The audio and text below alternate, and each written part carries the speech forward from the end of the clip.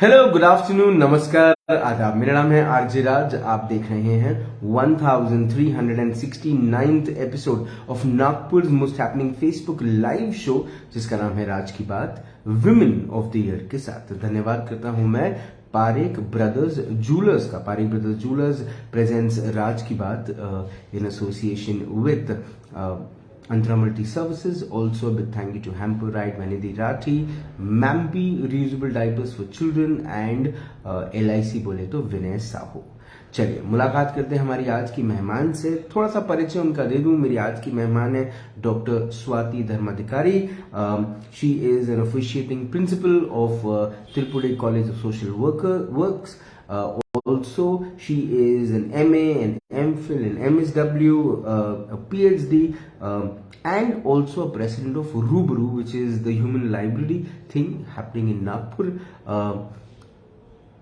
Too much to introduce, too much to talk, but thank you, ma'am, for being my guest on my show. My pleasure. How are you, ma'am? I am fine, and I am sure that you are also very good. I'm good too. And happy to be here. Great, ma'am.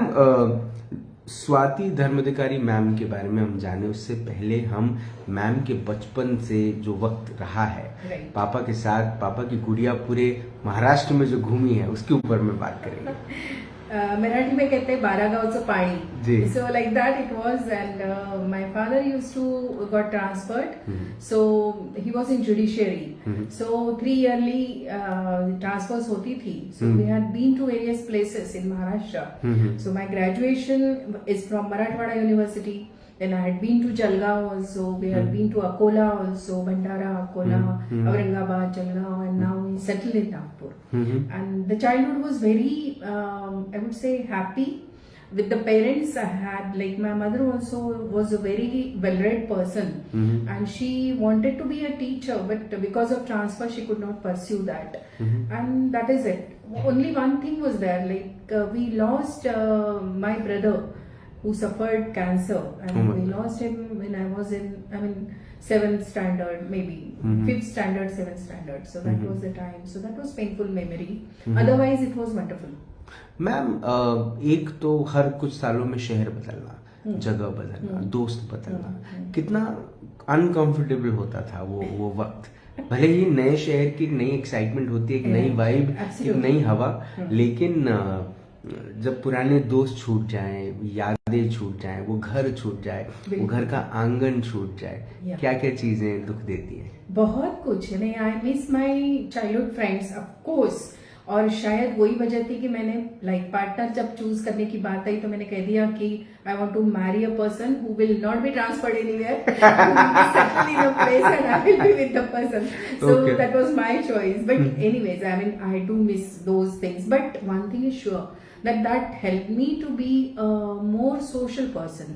So how to make friendship with others, and how to be with people, and then how to communicate and relationship management, all those issues are taken care of. So that way it was a boon, I would say.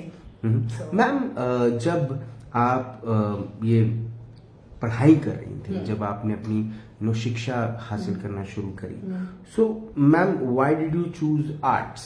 Then you could have taken your father's legacy to another level. You probably might have gone into judiciary. Yes. Actually, हुआ ये कि हादसे होते हैं कुछ life में. तो I was pursuing science. So I was a student of science actually. BSc मैंने किया है. So it was in microbiology. And when I completed my graduation, my father got transferred to another district. So admissions का issue आ गया. I got admission here in botany में PG करने के लिए मिला, law में PG law में कर सकती थी मैं, and I also got into humanities also. So it was something which attracted me, and psychology turned out to be my passion. And I was very ordinary student when I was in science.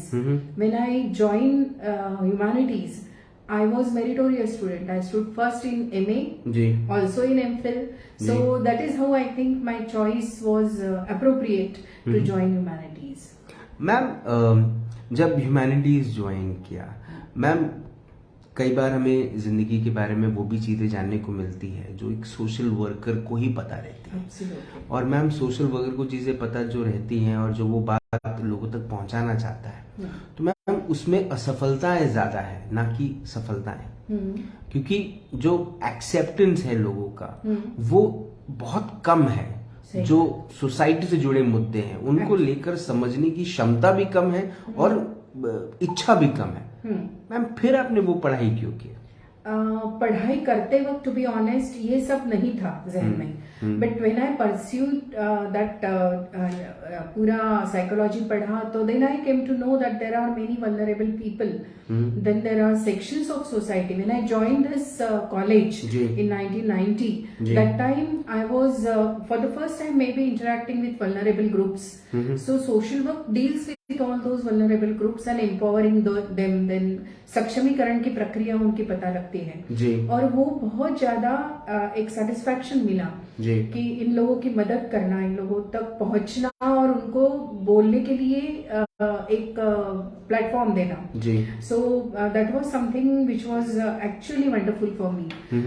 In fact I join my career, I started my career from an NGO. It was with the school, special school for mentally retarded children. So with that my career started, and then I developed interest in social work.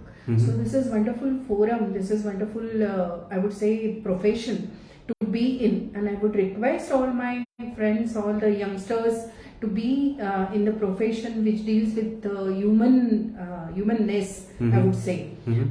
So it helps us to alienate, to handle many issues which separate people or which divide people, or many issues about which we have prejudices.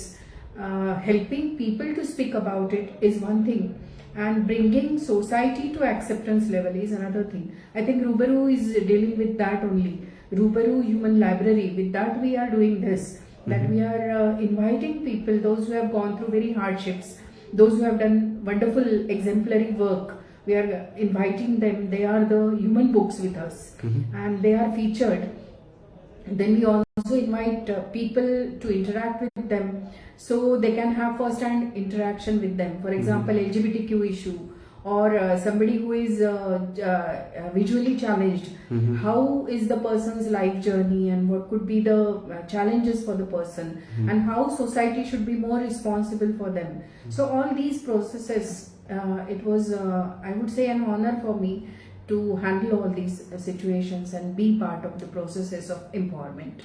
Ma'am एक नेता का आगमन होता है कोई पद हासिल करने के बाद, या फिर किसी नेता का जन्मदिन होता है, लाखों करोड़ों खर्च होते हैं शहर को सजाने के लिए, लेकिन जब बात आती है किसी गरीब के घर में दिया जलाने के लिए या उसकी मदद करने के लिए, तो ये सब जो पूरी की पूरी मशीनरी है ये पूरी गायब हो जाती है। वो नेता हो, एडमिनिस्ट्रेशन हो, ये देखकर कितना बुरा लगता है और कितनी चिंता होती है। हाँ, चिंता बहुत होती है, लेकिन मुझे ये लगता है कि हम लोग राह देखते रहते हैं कि कोई आएगा, मुझे मदद करेगा, मुझे यहाँ से अगले लेवल पे लेके जाएगा। बट मोस्ट आई वुड से important aspect of human life is helping one self, अपनी खुद की मदद करना। और यही सोशल वर्क का पूरा, हम कह सकते हैं, क्रक्स है, सोशल वर्क का पूरा थीम है, that we should be able to help ourselves.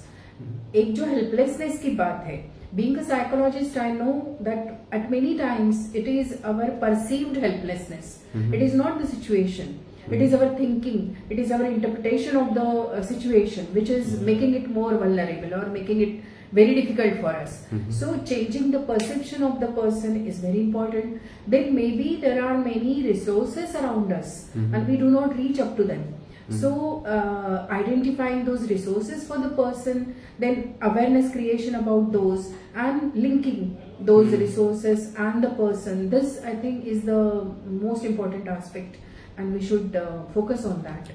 So ma'am, अगर कोई कोई बड़ा नेता है या कोई बड़ी पॉलिटिकल पार्टी है और जो परफॉर्म नहीं कर पाई है, उनको अगर सत्ता से हटाना है, तो हम अगर ये सोचना शुरू कर दें कि अगर हम हटा देंगे तो क्या होगा, हमारा डेवलपमेंट रुक जाएगा, वो सब चीजें, तो ये सब सिर्फ सोच की बात है। I think so, absolutely. Actually development 2-3 बातें हैं इसमें। एक तो पर्सनल डेवलपमेंट है, एक तो सोशल डेवलपमेंट जी। है, और सोशल डेवलपमेंट में पॉलिटिकल विल जरूरी होती है, दैट आई नो। सो जहाँ पे जैसे कुछ डिसीजंस है which are beyond a human being, beyond a person, personal decisions, तो उसके लिए पॉलिटिकल विल की जरूरत होती है। ये भी क्रिएट की जा सकती जी। है, इसके लिए सेंसिटाइज किया जा सकता है, पॉलिटिकल लीडरशिप्स को भी इसके बारे में हम अवेयर कर सकते हैं। और अपने हकों की यदि बात हम नहीं करेंगे तो और कौन करेगा।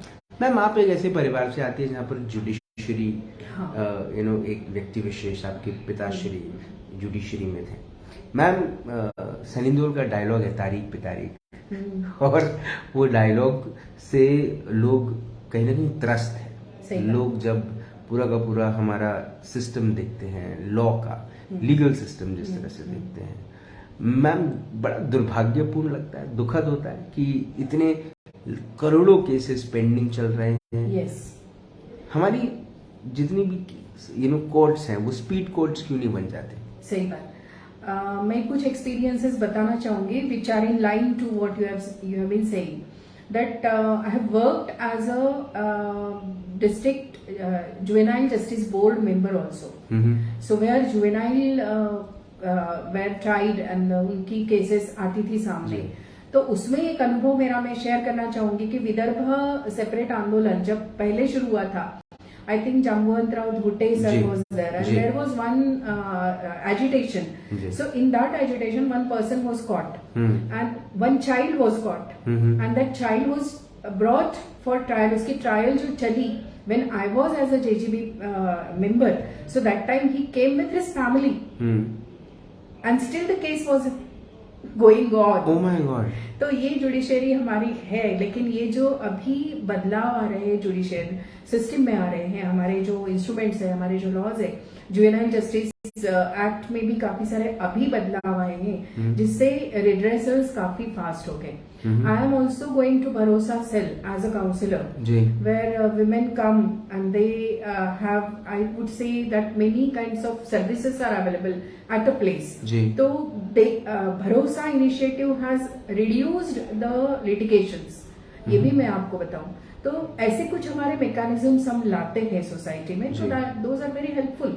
सो जहाँ पे काउंसलिंग होता है, काफी सारी ऐसी केसेस हमने देखी है भरोसा में जहाँ पे द लेडीज आर कमिंग, और लेडीज क्यों मैं कहूंगी, कोई भी जो कंप्लेंट लेके आता है वो आते इसलिए है कि उनको we need to teach a lesson to the person, इस मोटिवेशन से आते हैं एंड दे लॉन्च कंप्लेंट्स।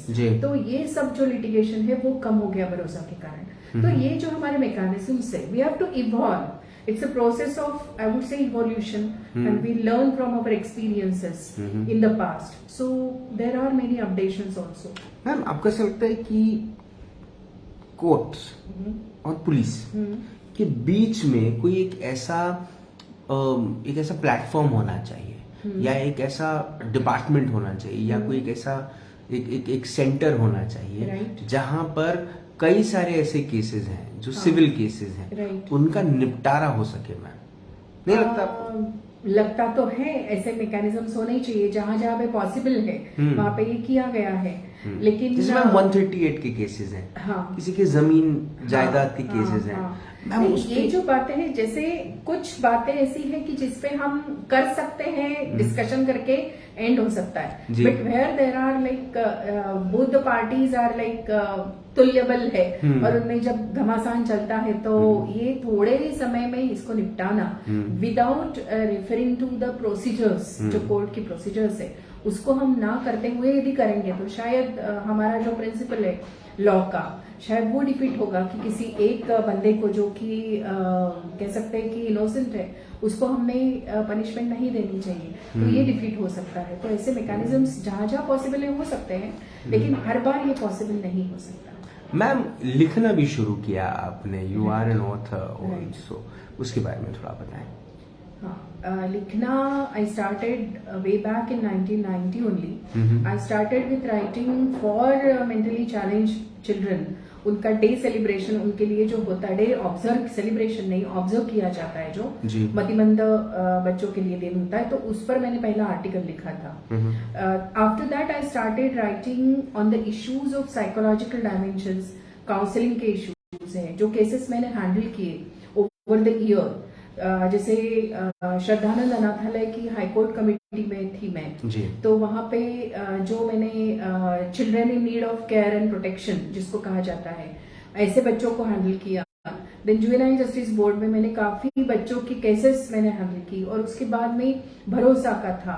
इसके साथ में मेरा साइकोलॉजिकल इलनेस या मेंटल इलनेस के बारे में भी मेरा अपना काउंसलिंग सेंटर है जी। तो ये सब जो मैंने केसेस देखी तो मुझे लगता था कि इस पर लिखा जाना चाहिए because there is lots of to be communicated to the general population. Absolutely. तो वो गैप कम करने के लिए मैंने लिखना शुरू किया। जी। कॉलम्स लिखे, काफी सारे आर्टिकल्स लिखे, मोर देन 200 आर्टिकल्स और अभी 4-5 बुक्स भी है मेरी। जी। अमेजोन पे भी है। एक है पालवी करके जिसमें चाइल्ड राइट्स के ऊपर लिखा है। देन तृष्णा इज रिगार्डिंग मेंटल इलनेस और उसका पेज भी मैं ये करती हूँ। राइटिंग के बारे में थोड़ा सोशल मीडिया पे भी लिखती हूँ काफी सारा। जी। और न लीलेली पत्रे is one forum where we have like I'm editor of that page now. Vikram Bhagwat had started that page, right. And that is very popular among many Marathi readers. तो वहाँ पे more than 1 lakh readers उसको like करते हैं page को, and more than 150 persons have contributed in writing also. So एक तरफ तो खुद भी writing करना और दूसरी तरफ इस तरह के प्लेटफॉर्म पे राइटर्स को जोड़ना। Yes. एक एक्सपेरिमेंट किया था हमने। देयर वाज अ पेज और कह सकते हैं एक ग्रुप था, कम्युनिटी थी, बेंबाटे मास्तरांची शाळा। जी। तो वहां पे हम लोग इंटरैक्ट होते थे and way back in 2012 we published first ever poetry book, edited poetry का बुक, पोएम्स का हमने पब्लिश किया था। जी। तो वो एक एक्सपेरिमेंट रहा। फिर इस पे न लीलेली पत्रे पे काफी सारा मैंने लिखा है। तो लिखना मुझे लगता है कि मकसद से होना चाहिए, कुछ किसी कॉज के लिए होना चाहिए। ऑफकोर्स पोएम्स में जब लिखते हैं तो पोएम्स लिखते वक्त तो सिर्फ ये कॉज नहीं होता दिल में तो उस वक्त स्पॉन्टेनियस होता है, मन में जो आता है दैट इज वेरी क्रिएटिव। ये तो that has been there. My mother also was very creative person, so it has been there with me also. And I'm glad to tell you that my son also picked it from me. He is a very good writer actually, but he doesn't explore that. He is a musician. He is in sound production, music production. So he has taken this creativity from me. So this is what it is. And ma'am, ये जो principal वाला जो role है at Tripura college of social work, ये role को आप कब से निभा रही हैं और क्या एक्सपीरियंस है? It came as an accident actually. I wasn't prepared for that. Since my senior person refused to be officiating principal, the responsibility came to me. Like senior most जो होता है उसको जाता है. But this is I have a mixed feeling about this. My cup of tea आप पूछेंगे तो I would prefer teaching than being administrative role में रहने के लिए. लेकिन since I am heading an institute which is autonomous, so we could do some experiments also. We have started 7 new courses, launched few new courses. One is in school counseling. That is in collaboration with Rotary International. So they have given us global grant. So that is one diploma course where teachers are sponsored and they are learning to do school counseling. Then we have advanced diploma in counseling also. So there we have quite good response and we have students coming, those who are from journalism, those who are from I would say medicine background also. Engineers, press में जो journalist है ये लोग भी है, lawyers है, तो इस तरह के स्टूडेंट्स उसके लिए मिल रहे हैं. We also have a course in NGO management. We have a course in corporate social responsibility. We are now going ahead with organ donation. It's a I would say coordinator. It will be a certificate course in I would say coordinator for being coordinating organ donation. So that will be the course. It will start in I think April end में शुरू होगा वो.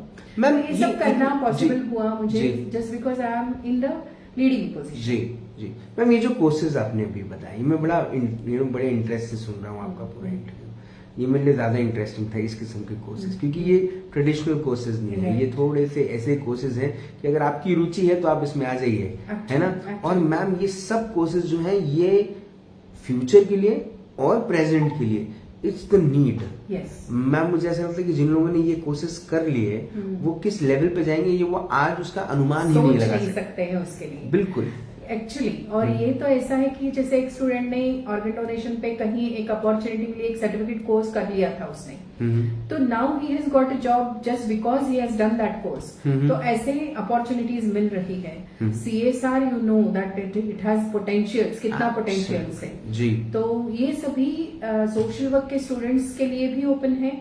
If we have people coming from society उनके लिए भी welcome है। तो ये बहुत इंपॉर्टेंट है क्योंकि स्किल बेस्ड पूरा है ये जी। और वो उनको एक स्पेशलाइज्ड एरिया में स्किल्स देता है। और मैम जो वक्त आने वाला एजुकेशन पॉलिसी जो नई बनी है, न्यू एजुकेशन पॉलिसी, उसकी भी जो अगर आप देखें उसका जो आधार है वो स्किल डेवलपमेंट एब्सोल्युटली। तो कहीं ना कहीं इसी से थोड़ा सा इन्फ्लुएंस भी होता है या जुड़ा होता है। मैम जो पर्सनल लाइफ है वो डॉक्टर स्वाति धर्माधिकारी की कैसी है? कौन सी ऐसी बातें जो लोगों को पता ही नहीं है कि स्वाति जी पर्सनल लाइफ में ऐसी हैं? ऐसा तो कुछ है नहीं। खाना बनाती हैं आप? बिल्कुल, क्यों नहीं बनाती, सभी बनाती हूँ, घी तक बनाती हूँ। अरे बाबा, तो सभी कुछ बनाती हूँ, ऐसा कुछ नहीं है। इंडियन इसमें ज्यादा ये है, रुचि है। एक बात जो है कि हमारे घर में एक साथ 4 सीनियर सिटीजन्स थे। अच्छा। सो उनको उनकी देखभाल करना भी उसमें था कि मेरा PhD 10 वार्षिक योजना बन गई थी। ओके। तो I could not complete in 5 years because of all these responsibilities. So उसमें एक अल्जाइमर पेशेंट था, उसमें one who is visually challenge है वो थे, सीनियर सिटीजन है ऐसे पूरे। And I should mention that it is only because of my husband and his open mindedness that we could go ahead with all these things. So ये बातें हैं घर में। मैम ये जो सीनियर सिटीजन वाली बात है मैम, सोशल सिक्योरिटी के नाम पे हमारे देश में कुछ नहीं है। हाँ।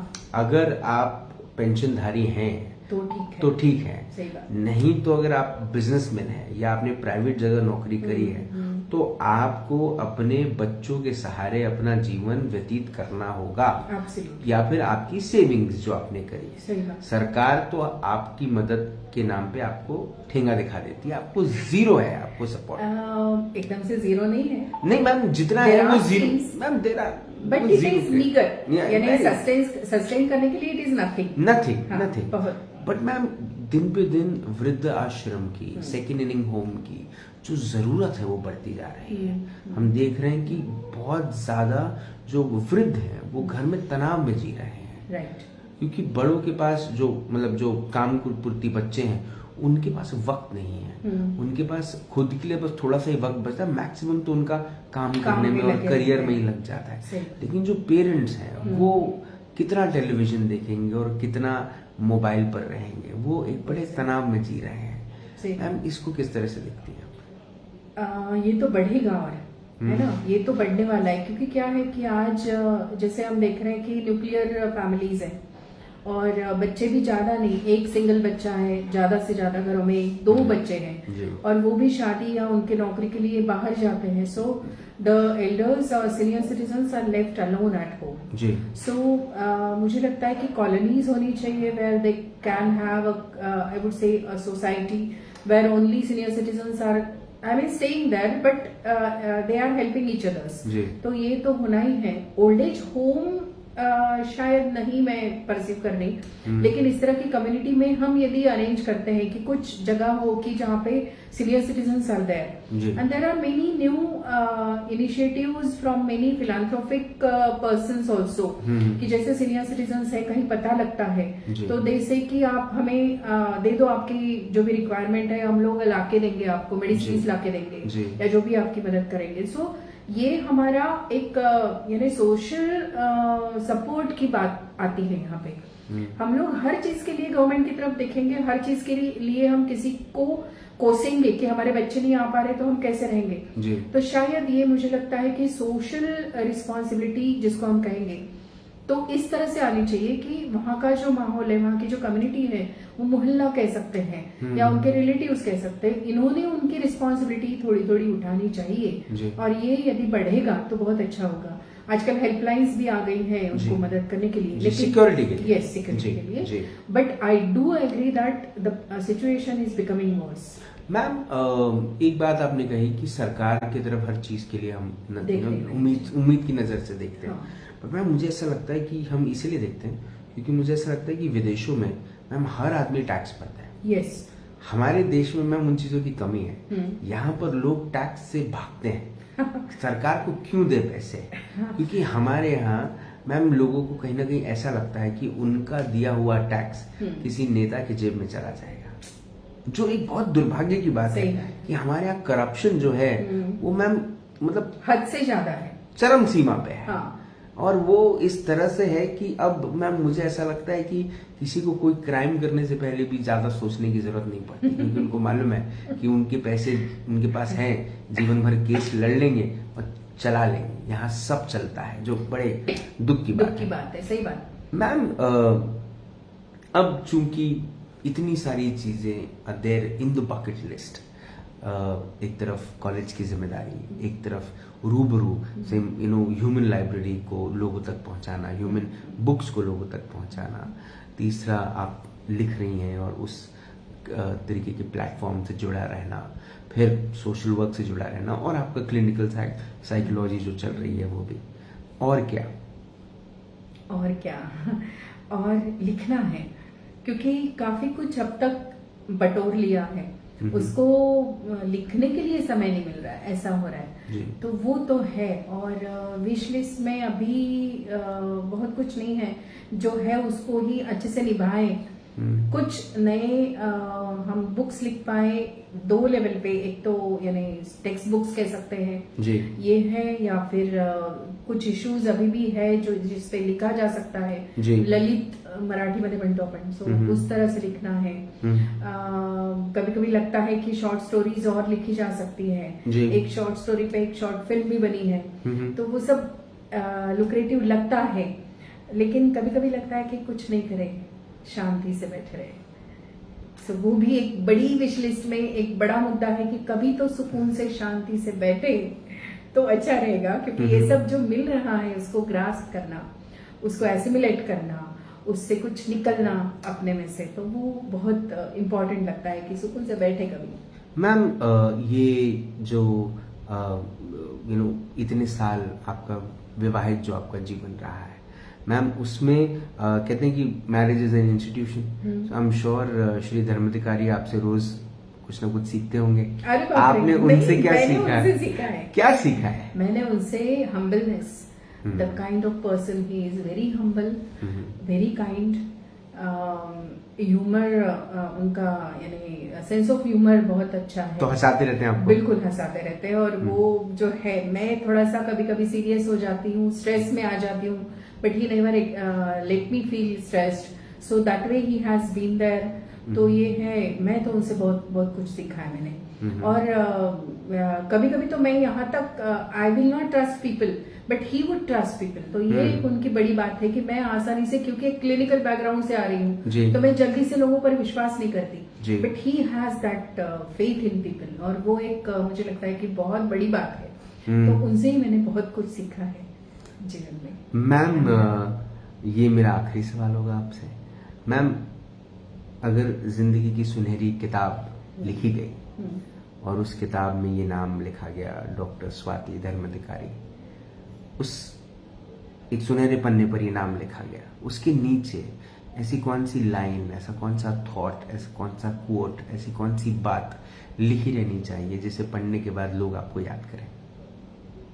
बाप रे, बहुत सारी बातें हैं, लेकिन एक बात या एक सोच जो आपके जीवन की सोच है, the quote of your life.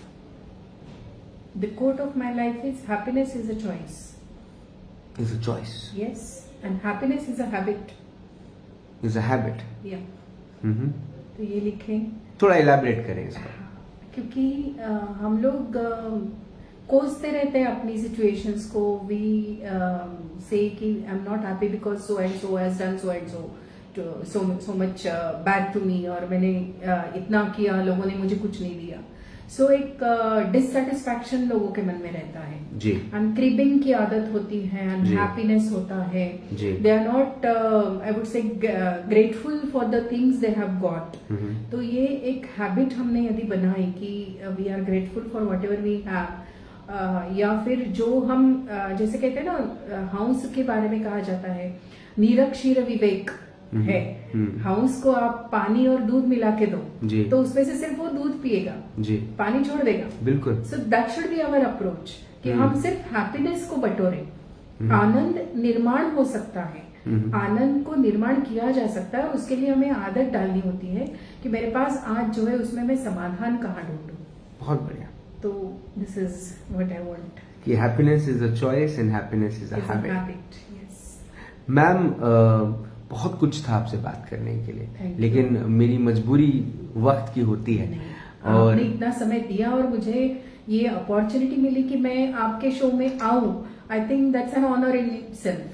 Ma'am, आपने अपना वक्त दिया, आपने हमें इंस्पायर किया. उम्मीद ये है कि आप यूं ही हमें इंस्पायर करती रहेंगी और हैप्पीनेस इज अ चॉइस या हैप्पीनेस इज अ हैबिट को लोगों तक प्रसारित करती रहेंगी. बिकॉज ये प्रचार जो है, ये प्रसार जो है, इसका हमारे जीवन में आना बड़ा जरूरी है. क्योंकि हम बहुत सारी चीजों के पीछे सिर्फ भागते रह जाते हैं. Yes. और शायद हम उस मिश्रण के पीछे भागते रहते हैं, लेकिन हम उसमें से सिर्फ पानी पी लेते हैं और दूध छोड़ देते हैं. yes, yes. तो पानी पीजिए, पानी मत पीजिए, दूध पीजिए. नहीं, सिर्फ दूध पीना है, पानी तो छोड़ सकते हैं हम लोग, उसमें क्या है. आपने अपना वक्त दिया, आपने हमसे बात करी, उसके लिए बहुत बहुत धन्यवाद. Thank you so much.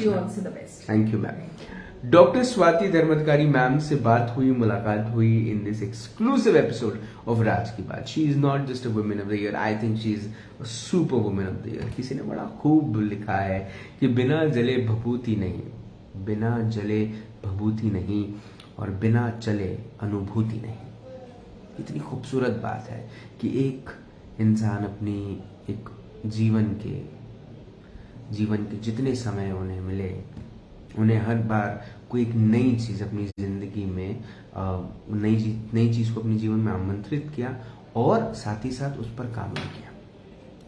आज हम सिर्फ एक जिम्मेदारी लेकर कितना दूर भागते हैं और कितना थक जाते हैं.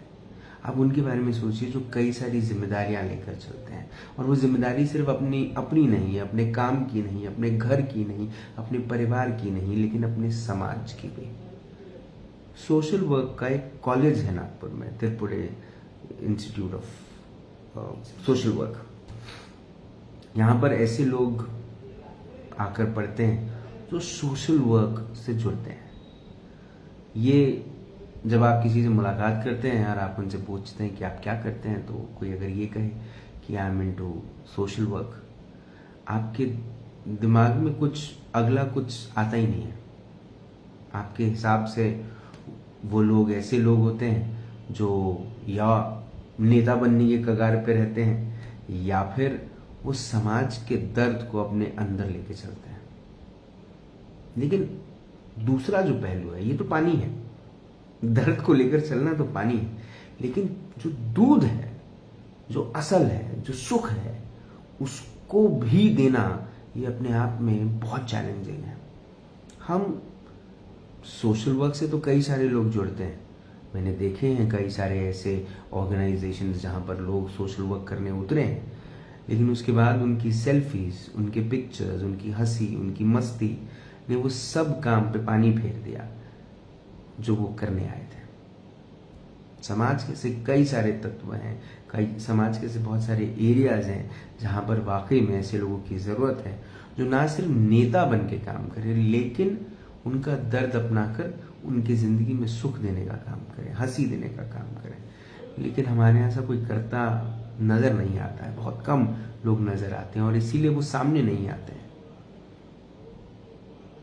शायद अब वक्त आ गया है कि हम इस पर मंथन करें और हम एक ऐसे भारत की सिर्फ कल्पना ही नहीं, एक संकल्पना करें जिससे हम एक हर किसी का दर्द समझें.